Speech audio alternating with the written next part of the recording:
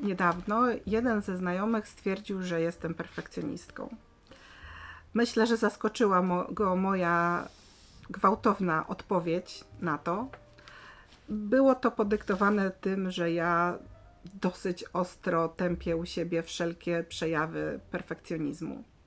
Chodzi mi o taki perfekcjonizm, który jest dosyć charakterystyczny w momencie, kiedy tworzymy coś nowego. Nie jest to zwykła chęć poprawiania danej rzeczy. Zwykłe poprawki tak naprawdę stanowią element każdego procesu twórczego. Perfekcjonizm pojawia się wtedy, kiedy chcemy stworzyć coś doskonałego i zaczynamy poprawiać obsesyjnie, bez końca. Taki perfekcjonizm moim zdaniem bardzo przeszkadza każdemu twórcy. Dlaczego perfekcjonizm przeszkadza twórcom? Po pierwsze, zdarza się, że tak bardzo chcemy, żeby nowa praca była doskonała, że po prostu w ogóle jej nie zaczynamy. Po drugie, nawet jeżeli już zaczęliśmy, to zaczynamy poprawiać bez końca. Uważamy, że praca jeszcze nie jest skończona, poprawiamy, znajdujemy nowe miejsca, które chcielibyśmy udoskonalić i nasza praca nigdy się nie kończy. Albo rzeczywiście nigdy się nie kończy i jest to praca naszego życia i nieukończona, dlatego że życie się zakończyło. Albo porzucamy taką niedokończoną pracę i zabieramy się za następną. I jeżeli perfekcjonizm jest dla nas dużym problemem, to ta praca też będzie następna nieskończona, a potem jeszcze następna nieskończona i jeszcze nieskończona. I w pewnym momencie gromadzimy mnóstwo niedokończonych prac. Czasami je niszczymy, czasami je zostawiamy z myślą, że może kiedyś je dokończymy, że wtedy będą doskonałe. Inna możliwość jest taka, że skończymy tą pracę, ale przez to, że poprawialiśmy ją tyle razy, ta praca traci taką swoistą świeżość. Mówi się wtedy, że praca jest przepracowana. Jednym z największych nieszczęść perfekcjonizmu jest to, że przez to, że tak długo nam zajmuje skończenie tych prac, to tych prac powstaje tak naprawdę bardzo niedużo. A prawda jest taka, że jednak ilość też ma znaczenie dla uczenia się i dla poprawiania swojego warsztatu.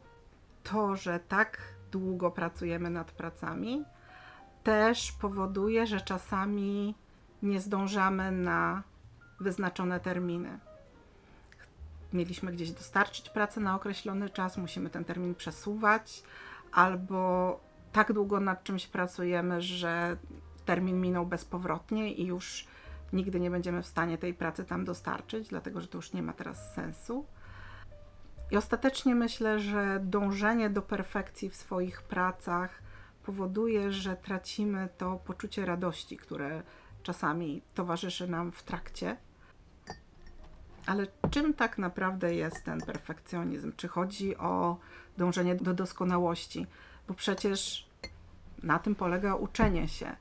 Chcemy być coraz lepsi, kiedy uczymy się rysunku, malarstwa, projektowania, po to, żeby być coraz lepszym. Czy perfekcjonizm nie powinien być czymś dobrym?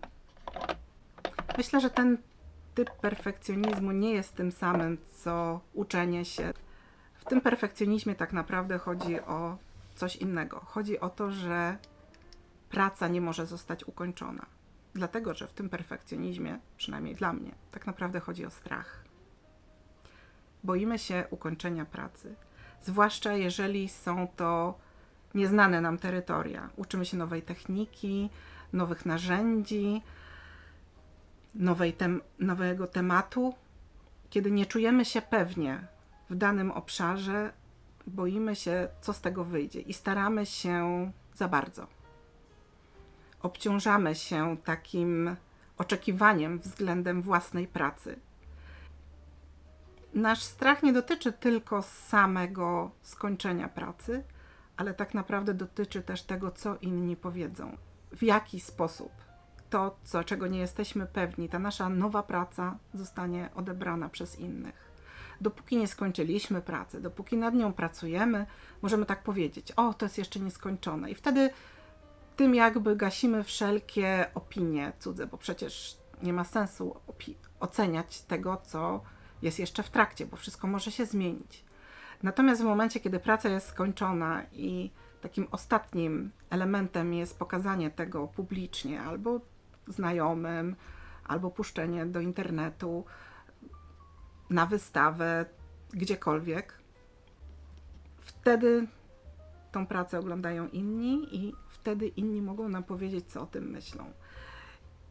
I ponieważ nie czujemy się pewnie na tym polu, nie czujemy się pewnie z tą nową rzeczą, którą zrobiliśmy, boimy się tego, co oni powiedzą. Udoskonalamy naszą pracę, próbujemy osiągnąć ideał i przez to tak naprawdę mamy problem ze skończeniem. Jak sobie radzi z perfekcjonizmem, a przynajmniej jak ja sobie z tym radzę? U mnie perfekcjonizm najczęściej nie dotyczy wcale moich prac malarskich. W momencie, kiedy osiągnęłam taki poziom, który zaczął mnie zadowalać w wykonaniu tych obrazów, przestałam się bać oceny innych ludzi. Jestem w stanie mniej więcej sama ocenić, co mi wyszło, a co nie, i czuję się pewnie z tym. Natomiast w innych obszarach, kiedy muszę zaprojektować ulotkę albo stronę internetową, to już jest zupełnie inna sprawa. To nie są moje typowe obszary działania, twórczości i tam ten perfekcjonizm czasami mi się postępnie zakrada. Pierwszą taką rzeczą, którą ja robię, to spostrzeżenie, że to, co robię, to zaczyna być właśnie ten perfekcjonizm, że przeciągam, że robię za dużo poprawek, że tak naprawdę to, co robię, trwa za długo. Następuje takie poczucie, że powinnam była już skończyć, a jeszcze nie kończę z jakiegoś powodu. I to jest ten moment, w którym uświadamiam sobie, że po prostu boję się skończyć i tak naprawdę popadam w tą pułapkę perfekcjonizmu.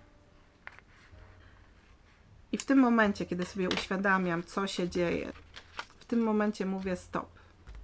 Nie ma takiej konieczności, żeby wszystko było doskonałe. Tak naprawdę nic nie jest doskonałe. W momencie, kiedy dajemy sobie przyzwolenie takie świadome na to, żeby nie dążyć do tej doskonałości, a jedynie, żeby wykonywać nasze prace najlepiej jak możemy, w tym momencie spada z naszych barków takie gigantyczne obciążenie, bezsensowna presja i tak naprawdę wtedy nasze prace zaczynają wychodzić lepiej. A zabawne w tym wszystkim jest to, że ci inni, których opinii tak bardzo się boimy, patrzą na te nasze prace, nawet te nowe, nawet te nie do końca udane, patrzą na te prace zupełnie inaczej niż my. Dlatego, że to ja wiem, co chciałam zrobić i to ja wiem, czego nie udało mi się osiągnąć. Ale człowiek, który nie wie, któremu nic nie mówiłam o tym, co zamierzam, patrzy na tą pracę tak jakby bardziej troszeczkę obiektywnie niż ja.